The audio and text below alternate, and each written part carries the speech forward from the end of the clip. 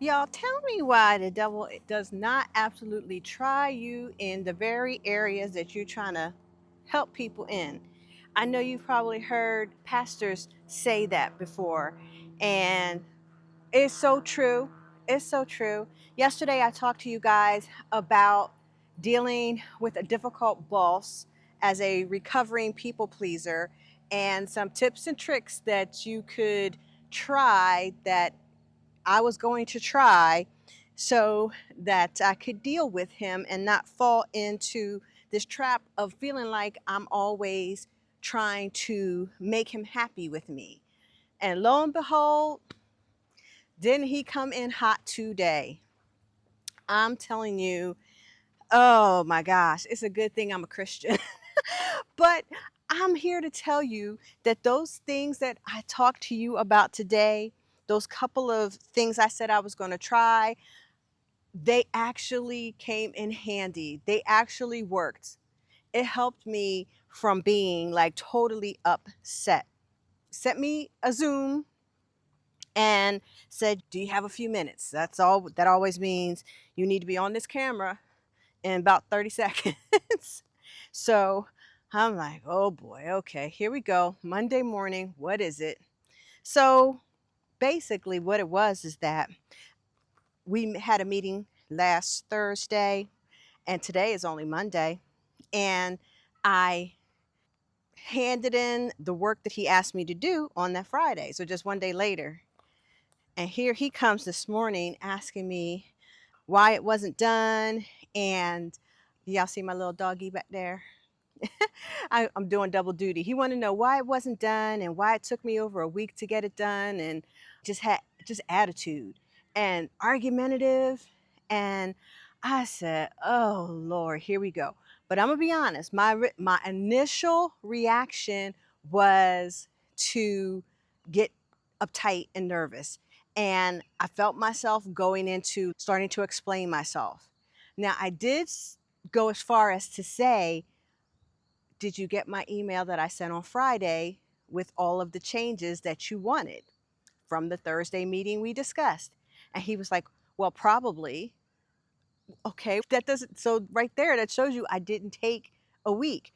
But as the meeting went on, he basically opened things up while we were on the call together and had to admit without admitting that I had done the work and there were a few dates that he wanted changed on one spreadsheet, and I really would have not have known that he would want those dates changed. There was no way for me to really tell that. So he had to basically, he's the kind of person, he's not going to tell you he's wrong. He comes in hot and he comes in with the accusations, but he's not going to tell you that he's wrong.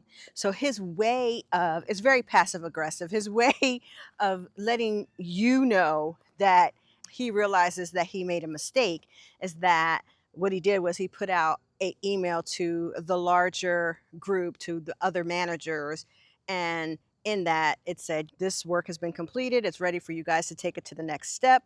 Thank you, Shonda, for getting this done. And that was his way of telling me, I see that you did it, without having to say to me directly, oh, my bad, I didn't read through my email, I didn't read through all the spreadsheets. So I was mad. I was hot.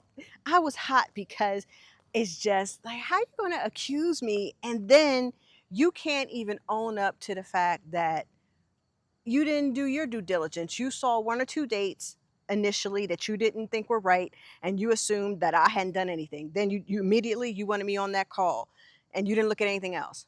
So after we got off the call, I was hot. I was frustrated. I was.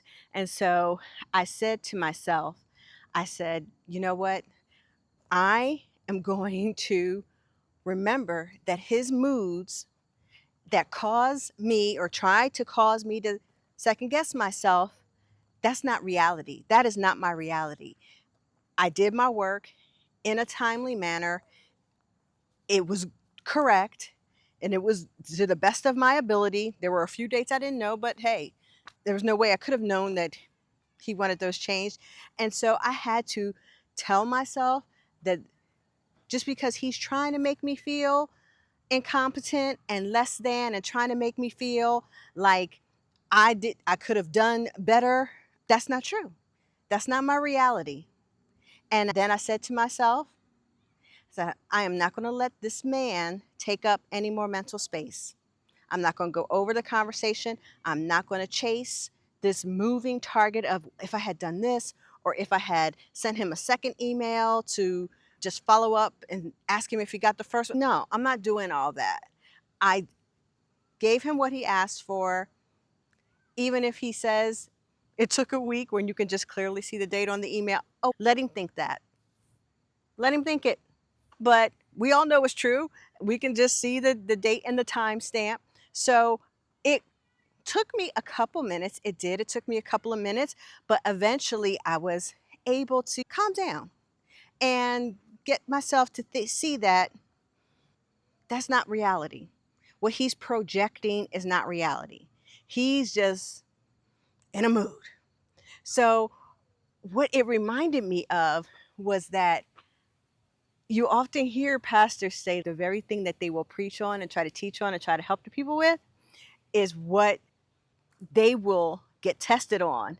And I said, here it is. But the one thing that's good about it is that it proved to me that those things, those notes that I took yesterday that I shared with you guys, and I said, I'm going to try these things because professional Shonda has to be one that can't be destabilized, one who has to make sure that she does not internalize his emotions and give him access to my emotions. Let him know that I'm frustrated. Let him know that I'm irritated. I got to be cool. I got to be calm. I got to be collected. I got to be courteous. I have to cooperate. Even though right now I don't feel like it because man getting on my nerves. It did work. So if you guys want to try that, give it a try. Yeah, you have to be intentional, and you really do have to talk to yourself. So you have to be intentional, but it will work. It will work. And it got me to calm down and realize, you know what? This man is not going to ruin my day. And I'm going to go into the office tomorrow and I'm going to do the best job that I can do. And life will carry on, even when he is grumpy. Isn't that right, Bud? This is Buddy. Bud, you want to say hi to the people? Say, we're not going to let that man bother us. We just going to keep on walking. That's right, Bud. We're going to keep on walking. Mind our business. So, you guys, I guess the lessons never end. And you'll have to enforce your boundaries, not let these people get to you. Life moving. Life is too short to let these people get in your head, get your blood pressure high, have you upset about this, that, or the third. Life's too short. So, not going to make this a long video. Just wanted to stop by and tell you the devil's busy, but you know, that shirt says, not today, Satan. Nope. I was upset for a minute or two. Yes, I was. But then I said, no, I got other things to do. I got reasons to be happy. Look at this beautiful creation God has given us. I come out here, I come to the woods. This is my happy place. This is my happy place. Y'all always see me outside because it's my happy place. So I'm wishing you happiness today. And if there's anybody getting on your nerves, whatever they're feeling and whatever they're projecting is not your reality. Love you guys. And I want you to make sure you study yourself, study the Word of God so that you can see you the way that He sees you. I'll talk to y'all tomorrow. And we're going to pray it's going to be a better day, in the office at least. You know what? No, I decree and declare, as they say. And look, I don't buy into all that stuff, but look, I'm going to choose to have a good day. And I just remembered he's on vacation, so it's going to be a good day anyway. Love y'all. Bye.